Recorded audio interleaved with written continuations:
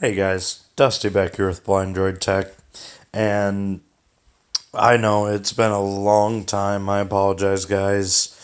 This is my first day off. I just got off work at 2 a.m., and this was my first day off in 8 days. So, I've been pretty busy with work trying to make sure I got everything taken care of, making sure everybody's liking me, make sure I'm doing my job well.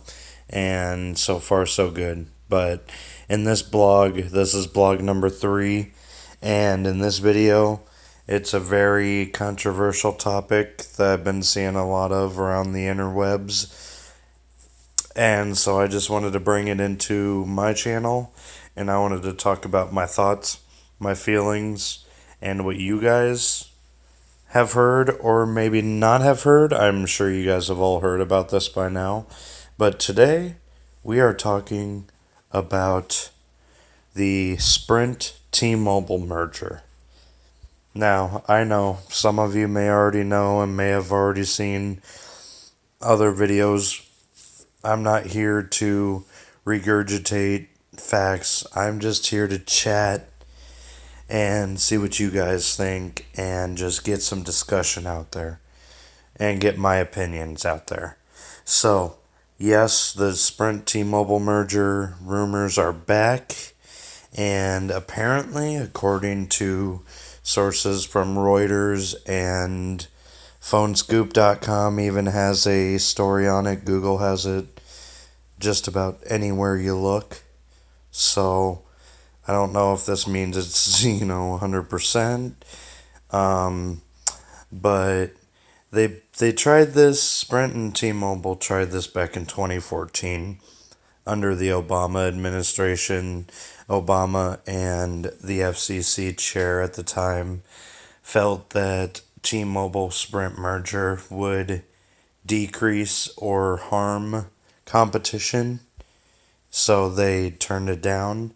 Now, apparently, Sprint and T-Mobile are back in talks. SoftBank, Sprint's parent company, and Deutsche Telekom, T-Mobile's parent company, have been in constant, talks over the last few months, and Sprint entered a an agreement with Comcast and Charter for I think 30 or 60 days back in the summer, June, July. And, they wanted to see what the possibility was for a merger with either of them. But apparently, either Sprint didn't like the terms, or SoftBank didn't like the terms, or maybe even Comcast or Charter didn't like, where, the deals were going. So apparently they decided to abandon, or SoftBank and Sprint just went back to Deutsche Telekom and T-Mobile for a possible merger with them. Now, personally, what do I think? I I don't know, guys. I mean, if it's done properly, I think this could be great for competition, and I think it could be great for the consumers. And here's why. Sprint has a lot of spectrum assets, and T-Mobile has the visionaries and the tech people, to roll it out quick. Now, what do I mean by that? I mean, Sprint or T-Mobile, Chief Technology Officer Neville Ray and his network team have been very, very hard at work, to the point where about 2 years ago, sorry guys, hiccups out of nowhere, about 2 years ago or so, T-Mobile didn't have hardly any service at all in my city of Omaha, Nebraska. And, a lot of people, when I was talking to them, what was it? back in January when I got T-Mobile on prepaid to give them a try and see how their coverage was and all that. There, people all around the city that I talked to, I was getting Lyft rides and all that. People, oh, don't get T-Mobile. They don't have any service in the city. They don't have any service in Omaha, Nebraska. Their service sucks here. And I kind of looked at him and I went, oh, really? Because at least out and about around the city, I've been getting between 3 and 5 out of 5 bars just about everywhere I go. Now, because of my last video when I talked about them only having the um, 1700, 1900, 2100 megahertz band 2 and 4, they don't get very good building penetration in certain areas. Now, in my apartment building where I just moved, and that's another reason why I haven't really been posting in the last week or so, because I had just moved a week ago from Sunday, and I was trying to get settled in, and I wanted to test my T-Mobile service in my new area. And I mean, in my apartment building, I'm on the 3rd floor, so I'm on the top floor, but I'm getting 5 out of 5 full LTE signal, and I'm gonna have a couple LTE speed tests coming soon, so stay tuned for that. I don't want to spoil it, but just safe to say is freaking nuts.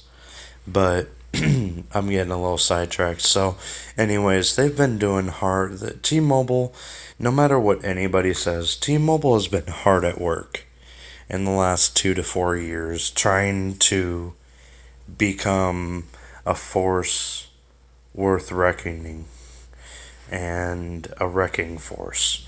And in my opinion, they are succeeding too, because their coverage, if you look at their coverage map from 4 years ago to now, look at the difference in coverage. I'm not saying, oh, they're moving it out slowly, because you guys got to realize, and people got to realize altogether, these companies need money to build out these networks. And in order to build out these networks, they need billions upon billions of dollars in capex in order to spend on their network. And T-Mobile, as of the last, I believe it was Q2 earnings call, they had their capex set at about, I think it was $5 or $6 billion. I think it was like $5.4 billion if I remember right. That was back in like July. So I can't remember exact numbers, but it was about between $5 and $6 billion, which that's a lot of money. But if you think about it this way, last time I saw Verizon's capex, they're spending about 15 billion, between 15 and 20 billion. So put that into perspective. Verizon is spending about 4 times as much, but you guys also got to remember, Verizon's network was built on CDMA, so it's an old technology. T-Mobile has always been GSM, so it's a bit of a newer technology. Not really. I mean, GSM and CDMA are both older, but I think GSM is a bit easier to convert to LTE. CDMA, they have to actually shut down the CDMA network. Verizon's actually planning to shut down their CDMA network altogether, which is their 1G, 2G, 3G network. I believe it's by 2019. They're hoping to have an all LTE network. But yeah, just to put that in perspective, they have to spend 4 times as much, and I mean, you see how aggressively Verizon is expanding and building micro towers or small cells, and even just regular macro towers or cell sites. They're putting them up like every minute, every hour, and T-Mobile's got to go, on a quarter of that capex. So, as far as I'm concerned, they're doing great. Now, Are they perfect? Absolutely not. Every company has room to improve. I even have a couple friends on Verizon that still have issues with the Verizon network here in this city. And last time I was on Verizon, which was early 2017, they had full signal just about everywhere. And it's not even all about signal, it's just how the network performs. And there are times where I was getting only between 15 and 35 to 40 megabits download on the regular. And with T-Mobile, I've seen speeds upwards 100 megabits per second. So, again, now I'm working on getting some speed tests out and updating you guys on how the signal and how the speeds look where my apartment is now, because I'm in a completely different part of the city now than I used to be. Last time I was about Eastern 50th Street. Now I'm off of Western 119th Street. So I moved just about halfway across the city. And I mean, I'm getting some amazing signal and speeds. So, like I said, stay tuned for that speed test. But back to this merger, Sprint T-Mobile. What do I think? Like I said, I think it's going to be great for the consumer because T-Mobile's got the brains and the bronze to do it, and Sprint's got all the spectrum. Now, I highly doubt personally that the FCC and Department of Justice will allow T-Mobile to keep all of Sprint's spectrum, but I mean, I could be surprised. There's always room to be surprised in this country, but you never know what these guys are gonna do. Um, Especially with Sprint's treasure trove of 2.5 spectrum. If T-Mobile can roll that out properly, and like I said, I don't know how this works. I'm not a network engineer, so I don't know what goes into it. But if it's possible for T-Mobile to take over Sprint towers and just upgrade the towers to, include Sprint T-Mobile's LTE and include Sprint's LTE bands, then I think that could be a network to rival Verizon. Now, are they going to be able to keep all the towers and all the spectrum? I highly freaking doubt it. But even if they can get some of that band, what is it, 26, I believe, the 850 megahertz, and build that on top of their current 600 megahertz, 700 megahertz, 1900, 2100 megahertz bands. I think that could be, personally, I think that could be a network to be trifled with. As far as it getting approved, we are in the Trump administration, and he is 100% pro business and pro corporate. But here's where I have issues with it. The current FCC chairman, Ajing Pai, or however the hell you say his name, he is a former Verizon lawyer. So think about that. Do you really think a former Verizon lawyer being in charge of the FCC, do you really think they're going to allow T-Mobile and Sprint to rival and challenge Verizon Wireless? Personally, I doubt it. I don't see it happening. But again, I know a lot of people are like, oh, they better not. But from what I've been seeing and from what I've been reading and hearing, it's going to be a 60-40 split. T-Mobile or Deutsche Telekom's going to get 60% control, and SoftBank is going to get 40% control. So how they decide to combine the two companies, who they put in charge, and how they decide to, if they let T-Mobile continue to run the show, because T-Mobile's been kicking ass, to put it lightly. They've been kicking ass lately. Now, I'm not saying they're perfect. No company is perfect, but again, personal thoughts, I think it could happen. I don't see why everybody's like, oh, it better not, it better not. Sprint sucks, they're gonna take T-Mobile down with them. If Sprint somehow, Sprint CEO somehow gets control, I do see it going downhill. But if they let John Legere keep in control, and if they let Neville Ray stay in control of the network side, I personally think it could be one hell of a combined company. So,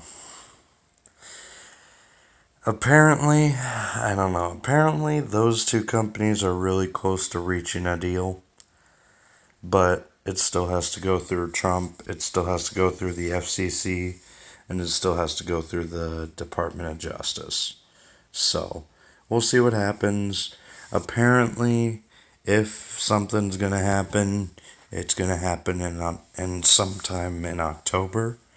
So, I will definitely update you guys and let you know if you don't already find out what's going on with that. But as of right now, they still got some big hurdles. I don't see it just being boom, done deal. They're still gonna have to fight for it. And I don't know if this fight's gonna be able to be won or not, but let me know what you guys think. I mean, T-Mobile, Sprint, and a lot of people are asking, well, what about Boost? What about Virgin Mobile? What about Metro PCS? Yeah, one or two of those is probably gonna have to go. And assuming Sprint does merge with T-Mobile and T-Mobile does end up being on top, excuse me, they are more than likely going to have to give some customers from Sprint new devices that are GSM LTE capable. But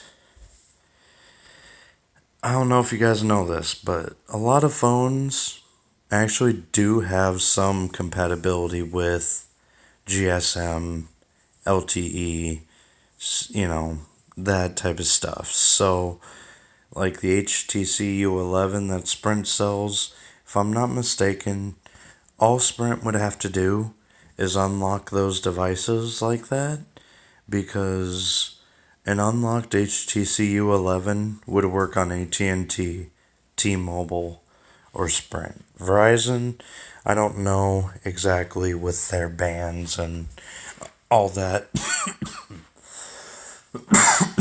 if that's going to be capable.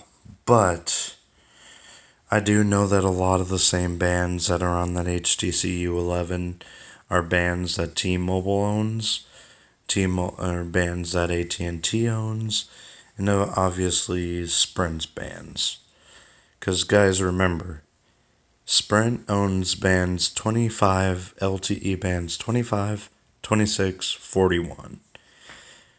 T-Mobile 2, 4, 12, 66, and now band 71 for the 600.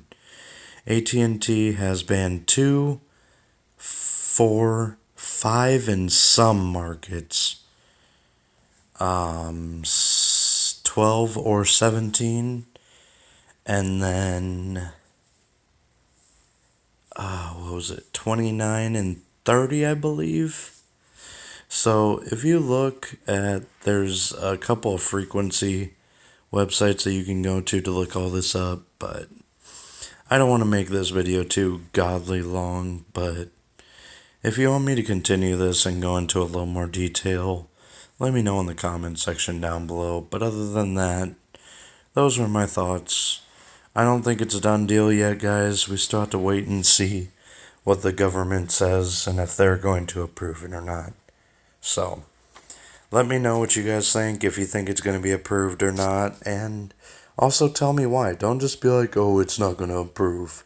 It's not going to pass. Give some ideas. Give some discussion. I don't want it to just be, oh, no, bill never pass. Tell me why you think so. Tell us why. I'm here to discuss, not just, oh, no, it will never happen, stupid. And that's all I see in a lot of these comment sections, so. Not on mine, thankfully. You guys have all been pretty good, but. Okay, I think I've rambled on enough. If you guys have anything else you want me to add, let me know in the comment section down below. Otherwise, this was Dusty with Blind-Droid Tech, and I'll see you guys in the next video.